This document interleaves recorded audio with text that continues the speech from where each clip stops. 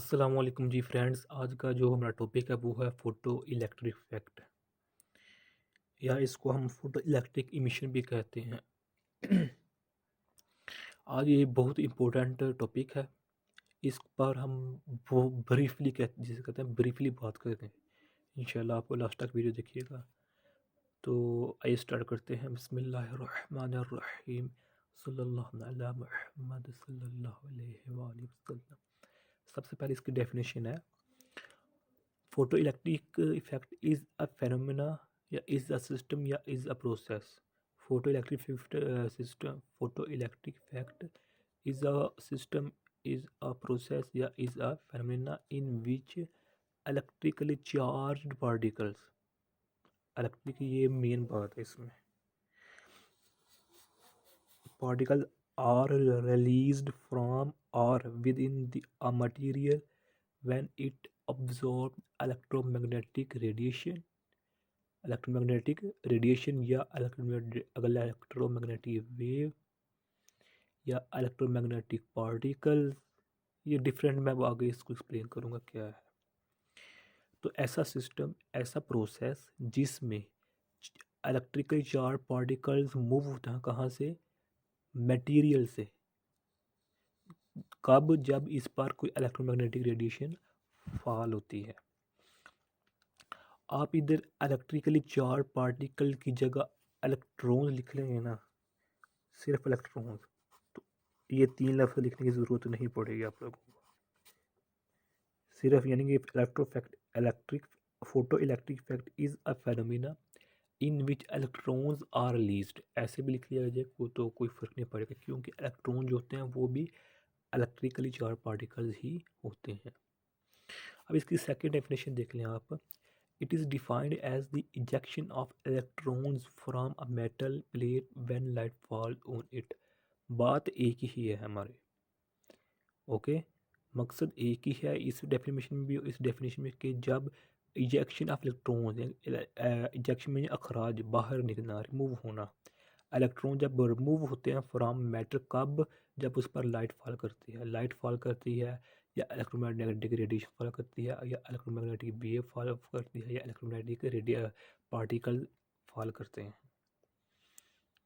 अच्छा, मैं ये क्यों बार बार बता रहा हूँ, मैं चलो इधर ही बता देता हूँ आप लोगों को इसकी जो ना एक्सप्लेनेशन। आपने सुना होगा कि जो हो ना इलेक्ट्रोमैग्नेटिक वेव्स, इलेक्ट्रोमैग्नेटिक वेव्स, ये नाम बहुत ही ना मशहूर है, ओके। इलेक्ट्रोमैग्नेटिक वेव्स पर जब इस पर एक्सपेरिमेंट किया गया तो बाद में पता चला कि ये तो इलेक्ट्रोमैग्नेटिक पार्टिकल्स हैं। ये तो जो बाद में आने वाले साइंटिस्ट थे उन्होंने कहा कि इलेक्ट्रोमैग्नेटिक वेव हैज़ पार्टिकल, क्योंकि ये पार्टिकल की तरह बिहेव करती हैं, इसलिए हम इसको पार्टिकल कहते हैं। चलो, ये तो दो हो गए। अब जो इन दोनों के बाद आने वाले जो साइंटिस्ट, उन्होंने कहा कि जो इलेक्ट्रोमैग्नेटिक लाइट है, यानी ये इलेक्ट्रोमैग्नेटिक लाइट है, ये एज अ वेव्स और एज अ पार्टिकल्स, यानी कि as a wave, as a particle, यानी दोनों शो करती है। इलेक्ट्रोमैग्नेटिक लाइट वेव्स के तौर पर भी काम करती है और पार्टिकल के तौर पर भी काम करती है। यानी उन्होंने बाद में आने वालों ने उन्होंने वेविकल का नाम दे दिया कि इलेक्ट्रोमैग्नेटिक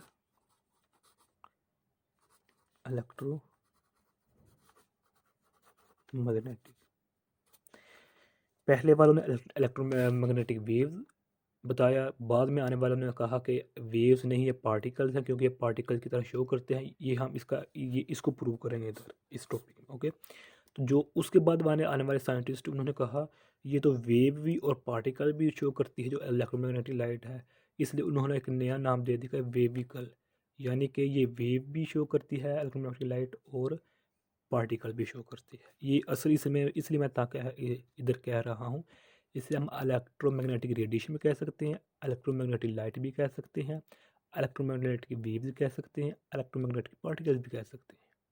लेकिन जो ज़्यादा सिचुएबल जो वर्ड है ना वो है इलेक्ट्रोमैग्नेटिक रेडिएशन। ओके, और इसके लिए ज़्यादा जो मुनासिब लफ्ज़ है वो इलेक्ट्रॉन्स ही रहेगा।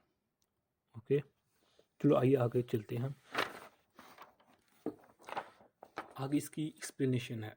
एक्सप्लेनेशन कुछ पीछे बता दी थी डेफिनेशन के बाद, लेकिन इधर की इसमें हम प्रैक्टिकल देखते हैं कि जो इलेक्ट्रोमैग्नेटिक रेडिएशन है ये तो पहले प्रूव हो चुका था कि ये एज अ बिहेव करती है, लेकिन बाद में पता करा कि ये एज अ पार्टिकल भी बिहेव करती है। ओके, तो कंसिडर करें हमारे पास जो ये चीज़ है ये हमारे पास मेटल है। क्या है? ये हमारे पास मेटल है। ओके, जब हम इस पर ये वाले यानी कि इलेक्ट्रोमैग्नेटिक रेडिएशन फॉल कराएंगे इस पर, यानी कि इलेक्ट्रोमैग्नेटिक लाइट या इलेक्ट्रोमैग्नेटिक वेव या इलेक्ट्रोमैग्नेटिक पार्टिकल इस पर फॉल कराएंगे, तो जो यहाँ मौजूद होकर इसके सरफेस पर इलेक्ट्रॉन, वो ये इलेक्ट्रॉन बाहर निकल जाएगा ऐसे। तो इसको हम देंगे फोटो इलेक्ट्रॉन का नाम देंगे। ओके, ये था, इतना था इसका जो ना डायग्राम। अब हम वन वन पॉइंट से इसको मज़ीद एक्सप्लेन करते हैं, यानी कि इसके हम लॉज को डिस्कस करते हैं। Laws of photoelectric emission या laws of photo electric effect. Photo electric effect या फोटो इलेक्ट्रिक एमिशन एक ही बात है। आप इधर एमिशन भी लिख सकते हैं, EMISSOIO, एमिशन यानी अखराज होना, बाहर निकलना, रिमूव हो जाना। पहला है there should be more frequency of incident radiation than threshold frequency.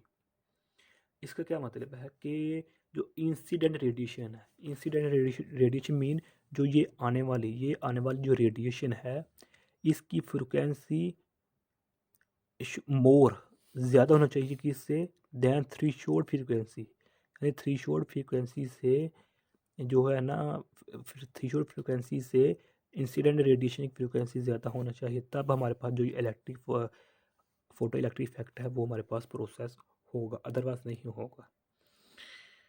या हम इधर ये भी लिख सकते हैं there should be more or या इक्वल,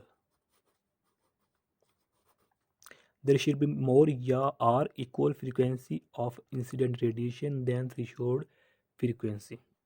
अब ये देखें फ्रीक्वेंसी ऑफ इंसिडेंट रेडिएशन, ये इंसिडेंट रेडिएशन या तो ज़्यादा होनी चाहिए किससे, थ्रेशोल्ड फ्रीक्वेंसी से, या फ्रीक्वेंसी ऑफ इंसिडेंट रेडिएशन की फ्रीक्वेंसी कम से कम मिनिमम थ्रेशोल्ड फ्रीक्वेंसी के इक्वल होनी चाहिए, उसके बराबर होनी चाहिए।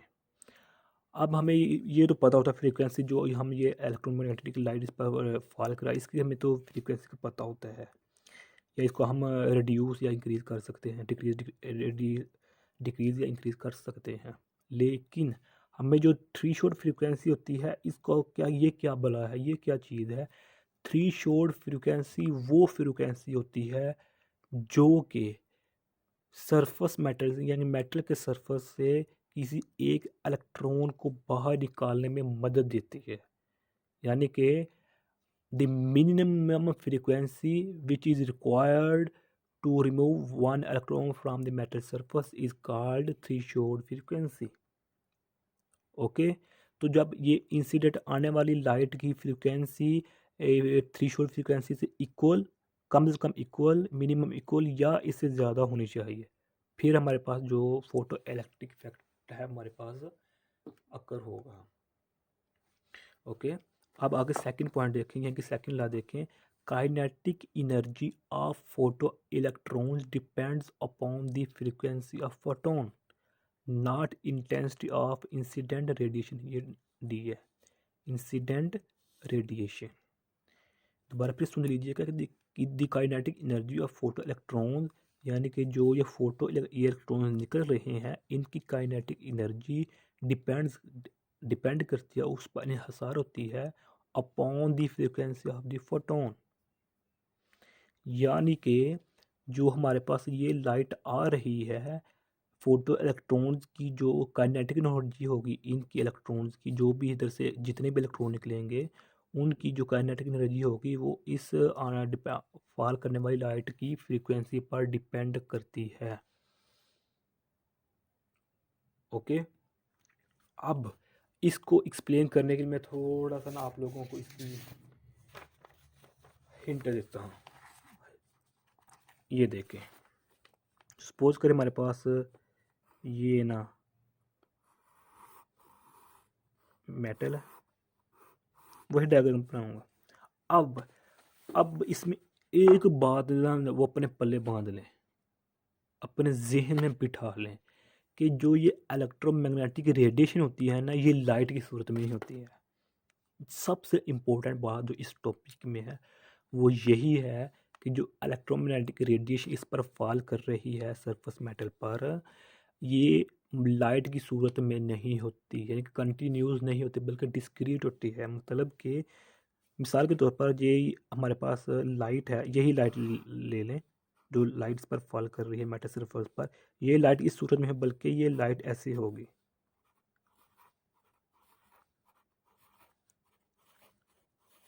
इसका क्या, ये इसको कहते हैं फोटोन। क्या कहते हैं इसको? फोटोन कहते हैं। यानी कि फोटोन अगर हम अपने आम अल्फाज में कहें वो ये है कि inner the packet of energy is called photon. कि ये इसका पैकेट बन गया ना, एक पैकेट बन चुका है, तो इसको कहेंगे the packet of energy is called photon. ये इंसिडेंट लाइट इस सूरत में इस पर फॉल करती है, तब हमारे पास फोटो इलेक्ट्रिक इमिशन या फोटो इलेक्ट्रिक इफेक्ट अकर होता है, यानी कि हो जाता है। अब जो हमारा सेकंड पॉइंट है वो दोबारा फिर रीड कर लें।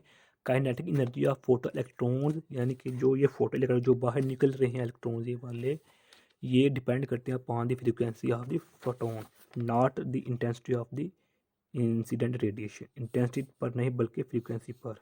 अब इसको मैं यहाँ मज़ीद एक्सप्लेन करता हूँ। ये देखें, ये मेटल सरफेस है। ओके, अब देखें लाइट कई किस्मों की होती है। एक होती है रेड, एक होती है ब्लू, येलो और लास्ट होती है ब्लू।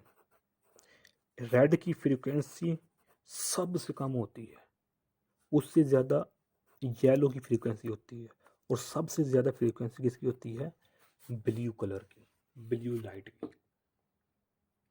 ओके, अब जब ये रेड लाइट यानी रेड लाइट फोटोन की शक्ल में इधर मैं, यानी कि अगर मैं इसको इधर इसी, ये हमारे पास क्या है, ये फोटोन है, और इसके बाद भी एक फोटोन है।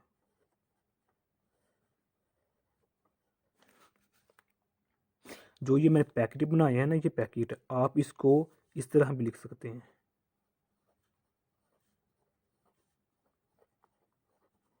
ये लाजमी नहीं है कि आप इसको इस पर सर्कल लगाएं। ओके, बल्कि जितने भी अभी तक हमने पढ़ा उसमें ऐसा ही होता है। ओके, आप इस तरह भी लिख सकते हैं। ओके, अब चूंकि हम जानते हैं इधर से कि जो फ्रीक्वेंसी है ना रेड लाइट की वो बहुत कम होती है, इसलिए रेड लाइट इस मेटल सरफेस में से किसी भी इलेक्ट्रॉन को बाहर नहीं निकालेगा। क्यों? क्योंकि रेड लाइट की जो है ना, ये तो पहला पॉइंट, ये देखें फ्रीक्वेंसी वो थ्रेशोल्ड फ्रीक्वेंसी से कम है। पहला पॉइंट हमने यही स्टडी किया था, जब फ्रीक्वेंसी इंसिडेंट हो वाली लाइट की फ्रीक्वेंसी थ्रेशोल्ड फ्रीक्वेंसी से ज़्यादा होगी, तब ये जो फोटो इलेक्ट्रिक इफेक्ट है वो हमारे पास हो जाएगा, प्रोसेस वो अक्कर हो जाएगा। ओके, थ्रेशोल्ड फ्रीक्वेंसी क्या है ये मैं पहले बता चुका हूँ, फिर भी बता देता हूँ कि ये वो कम से कम फ्रीक्वेंसी होती है जो कि एक इलेक्ट्रॉन को, कम से कम एक इलेक्ट्रॉन को मेटल सरफेस से बाहर निकालने में मदद देती है। ओके, अब क्या करेंगे कि अब हम इस ये मैंने अब येलो मिसाल के तौर पर ये हमारे पास लेड लाइट है। अब ये येलो लाइट इस पर फॉल करेगी, तो येलो लाइट यहाँ से इलेक्ट्रॉन बाहर निकाल देगी। क्यों? क्योंकि येलो लाइट की फ्रिक्वेंसी रेड लाइट से ज़्यादा है। तो यहाँ से एक इलेक्ट्रॉन बाहर निकल जाएगा। ओके, अब अगर ब्लू लाइट इस पर ब्लू लाइट है वो फॉल कर रही है, इस पर फॉल कर रही है, तो ये बहुत ही जल्दी यहाँ से इलेक्ट्रॉन को बाहर निकाल देगा, यहाँ से भी। क्यों? क्योंकि ब्लू की फ्रीक्वेंसी सबसे ज़्यादा है, यानी कि ब्लू की फ्रीक्वेंसी सबसे ज़्यादा, उससे कम येलो लाइट की सबसे कम फ्रीक्वेंसी है रेड लाइट की। ओके, तो यही पॉइंट मैं इधर लिखा है, इधर लिखा मैंने कि जो काइनेटिक एनर्जी होगी ऑफ फोटो इलेक्ट्रॉन वो डिपेंड करेगी फ्रीक्वेंसी की फोटोन पर। अब जो हम करते हैं काइनेटिक पर बात करते हैं, हमें ये तो पता लग गया कि फ्रीक्वेंसी पर डिपेंड करती है ये वाली। अब हम काइनेटिक पर बात करते हैं। इधर देखें कि ये मेरे पास मेटल सरफेस,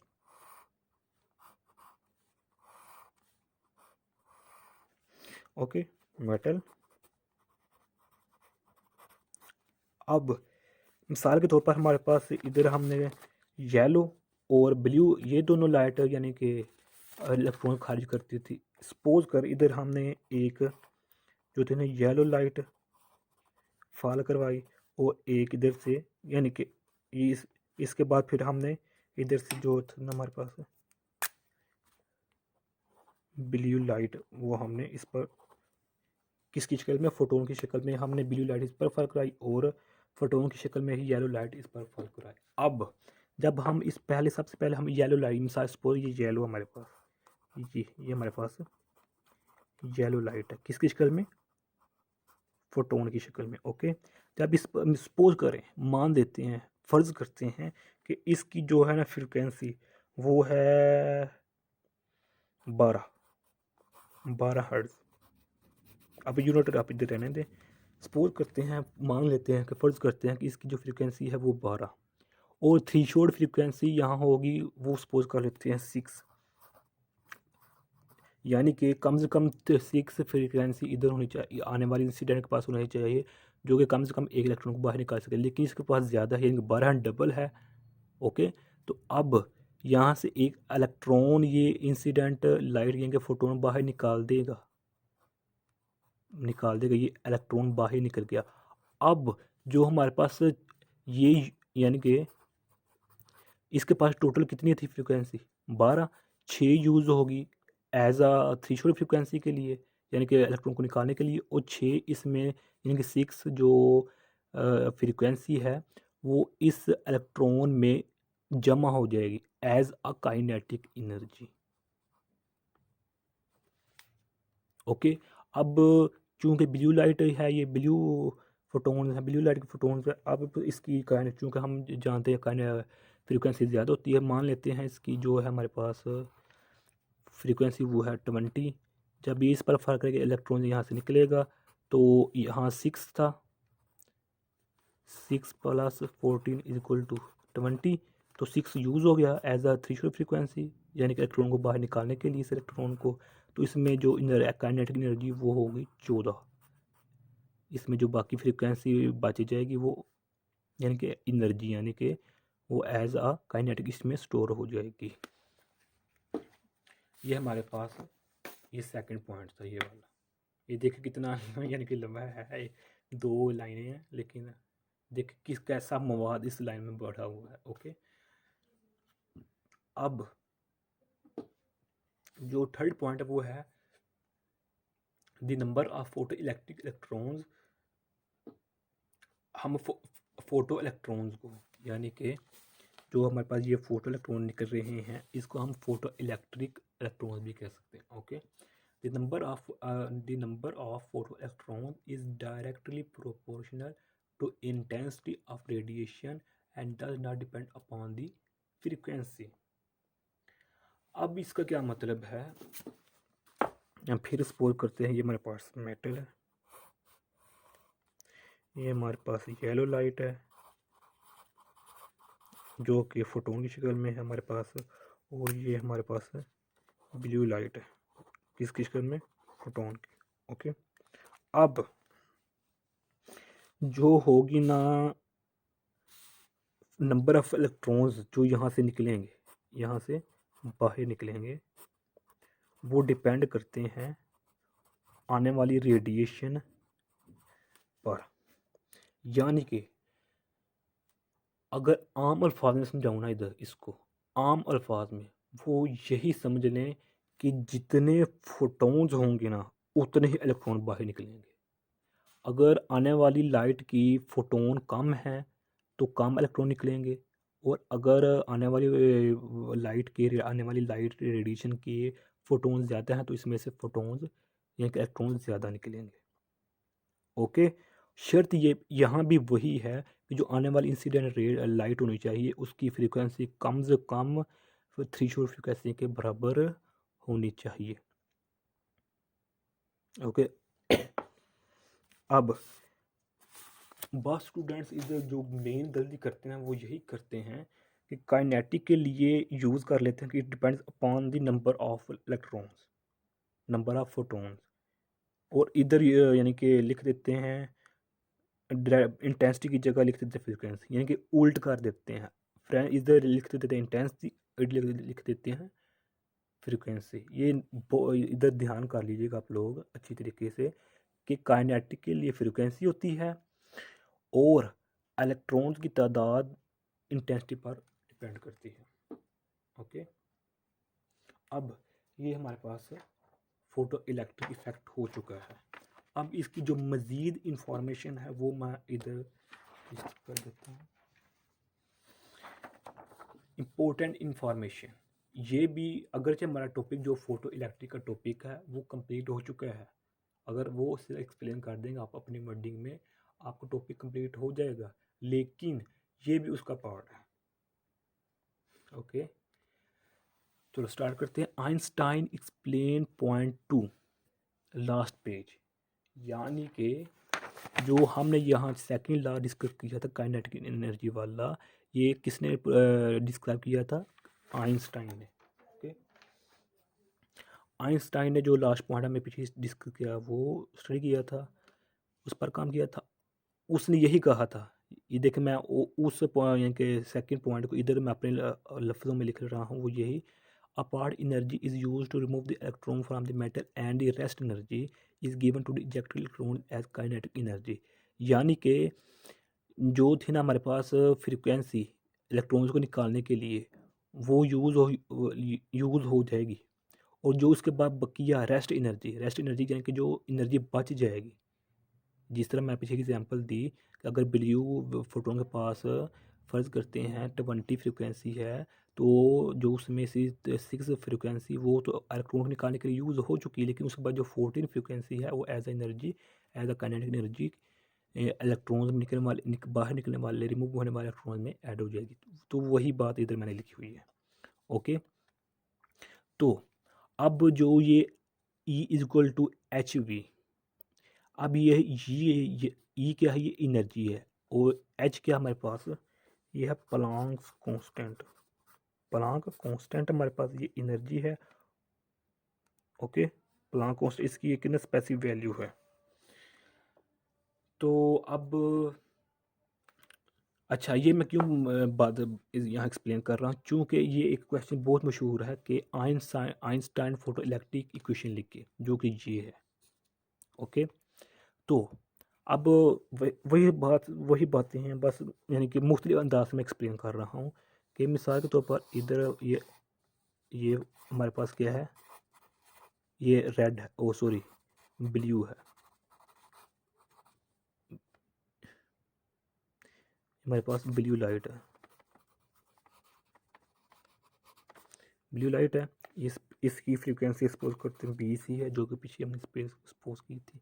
अब पिछले वाले मैं बात इधर दोहरा रहा हूँ, इधर रिपीट कर रहा हूँ कि उसके लिए 6 कम से कम होनी चाहिए थी फ्रीक्वेंसी, 6 यहाँ यूज़ होगी, बाकी कितनी बच गई, बाकी 14 फ्रीक्वेंसी बच गई एज एनर्जी। ओके, तो जो ये 6 फ्रीक्वेंसी यूज़ हुई है उसको हम डिनोट करेंगे इससे अपनी आसानी के लिए। इधर आप कोई भी किसी भी चीज़ से डिनोट कर सकते हैं, लेकिन जो ज़्यादा वर्ड इस्तेमाल किया जाता है वो ये किया जाता है। ओके, ये किसके बराबर होती है? ये HV0 की होती है। ओके, तो अब सपोज करते हैं इसके पास, हमारे पास एनर्जी थी, जो आने वाली फोटोन थी उसके पास एनर्जी थी, यही सपोज BC मान लेते हैं। ओके, तो इसमें से जो ये 6 है, ये तो यानी कि HV ये यूज़ होगी 6, ये 20 थी टोटल, इसमें से 6 गई, बाकी कितनी बच गई? 14। तो यही है, यानी कि इसमें से जो 6 होगी ये वाली, इसको सब्सट्रैक्ट करेंगे, माइनस कर देंगे इसमें से, टोटल में से। ओके, और इसकी इक्वेशन को हम इस तरह लिख सकते हैं। तो यही आइंस्टाइन फोटोइलेक्ट्रिक इक्वेशन है। ओके, अब आगे जो आपकी नॉलेज के लिए लिखा हुआ है, the most important condition of photo electric effect is that it shows that light radiation has particle nature. जो कि मैंने सबसे वीडियो स्टार्ट करने से सबसे पहले आपको बताया था, वो यही बताया था कि जो इलेक्ट्रोमैग्नेटिक लाइट है वो एज अ वेव और एज अ पार्टिकल शो करती है। तो यहाँ जो ये मेटल के लिए हम फोटो इलेक्ट्रिक एमिशन या फोटो इलेक्ट्रिक इफेक्ट ये जो हमने अभी स्टडी किया है, ये यही शो कर रहा है जो आने वाले फोटोन है ये एज अ पार्टिकल हैं। ओके, तो आइए आगे नेक्स्ट देखते हैं कि जो हमारे पास फोटो इलेक्ट्रिक एमिशन या फोटो इलेक्ट्रिक इफेक्ट है ये कौन कौन से मेटल शो कर सकते हैं। ये तमाम जो भी अल्कली मेटल्स है ना, चूँकि इनके पास लो आयोनाइजेशन एनर्जी होती है, लो आयोनाइजेशन इंथैल्पीज होती है, जिसकी वजह से ये फोटो इलेक्ट्रिक इफेक्ट शो करते हैं इजीली। ओके, तो इसमें से अल्कली मेटल में से जो सीजियम है ये सबसे low, caesium has lowest ionisation enthalpy, या आयोनाइजेशन एनर्जी रखती है सीजियम अल्कली मेटल में से। तो ये बहुत ही जल्दी ना फोटो इलेक्ट्रिक इफेक्ट का प्रोसेस करेगा। ओके, तो अब अल्कली मेटल में से एक जो एलिमेंट है वो है लिथियम। लिथियम शो नहीं करेगा, बाकी तमाम जितने भी अल्कली मेटल्स है वो ये प्रोसेस शो करेंगे। Okay, there is no time lag. इसका क्या मतलब है? इसका मतलब ये है कि potential photo electric effect, photo electric effect starts as radiation falls on the metal surface. यानी कि जब इस पर ये फोटोन फॉल होंगे, ये प्रोसेस यानी कि शुरू हो जाएगा। अब कुछ प्रोसेस होते हैं जब उस पर लाइट यानी कि फॉल करते हैं या कोई काम स्टार्ट करते हैं, तो वो चंद सेकंड्स या चंद मिनट्स लेते हैं अपना प्रोसेस स्टार्ट करने के लिए। लेकिन फोटो इलेक्ट्रिक इफेक्ट वाले प्रोसेस में ऐसा नहीं होगा, बल्कि जब भी इस पर लाइट फॉल कर जाएगी ये प्रोसेस स्टार्ट कर देगा। ओके, अब लास्ट पॉइंट है वो ये है कि आइंस्टाइन रिसीव नोबेल प्राइज़, कि जो ये फोटो इलेक्ट्रिक इफेक्ट है इसका नोबेल प्राइज़ आइंस्टाइन ने हासिल किया। ये तो बात कंप्लीट हो चुकी, लेकिन बाद साइंटिस्ट जो बाद में आने साइंटिस्ट थे उन्होंने आइंस्टाइन को बुरा भला कहा। क्यों? क्योंकि उन्होंने ये कहा था कि जो फोटो इलेक्ट्रिक इफेक्ट है ये आइंस्टाइन ने नहीं यानी कि इस पर काम किया, इस पर दूसरे जो साइंटिस्ट थे उन्होंने काम किया। तो फिर आइंस्टाइन को नोबेल प्राइज़ क्यों मिला? क्योंकि आइंस्टाइन बहुत मशहूर हो चुका था, लोग इसके दीवाने हो चुके थे, इसको मानते थे कि वाकई ये बंदा है, कोई इसके पास कुछ है, क्योंकि आइंस्टाइन ने वाकई बहुत अच्छा काम किया था। लेकिन फोटो इलेक्ट्रिक इफेक्ट इसने नहीं किया था, इस पर इसने काम नहीं किया था, क्योंकि इसकी हर तरफ वाह थी, इसकी मानी जाती थी बात।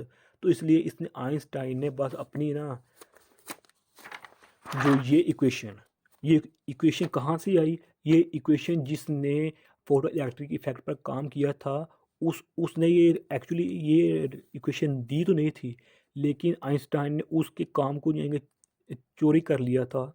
तो उसने वो उसके काम को चोरी करके ये इक्वेशन दे दी थी, तो उसने कहा मैंने काम किया है, इसलिए मुझे नोबेल प्राइज़ मिलना चाहिए।